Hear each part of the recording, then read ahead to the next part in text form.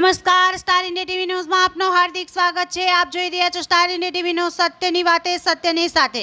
ચાકલિયા મુકામે વિકલાંગ શિક્ષિકાની મદદે આવી જાલોદ પોલીસ। જાલોદ તાલુકામાં આવેલ ચાકલિયા મુકામે બદલી થઈ આવતા વિકલાંગ શિક્ષિકાબેન નોકરી કરવાને લઈ હેરાનગતિથી થાકી ગયેલ હતા, તેથી તેઓએ દાહોદ જિલ્લા પોલીસ વડા રાજદીપ ઝાલાનો સંપર્ક કરી પોતાને પડતી સમસ્યા જણાવી હતી। સમસ્યાની જાણ થતાં દાહોદ જિલ્લા પોલીસ વડા રાજદીપ ઝાલા દ્વારા શિક્ષિકાબેન સાથે ટેલિફોનિક વાત કરી તેમની સમસ્યા દૂર કરવા ધારણા આપી, તેમજ જાલોદ પોલીસ સ્ટેશનના પીઆઈ રાઠવાને શિક્ષિકાબેનને મદદરૂપ થવા જણાવ્યું હતું।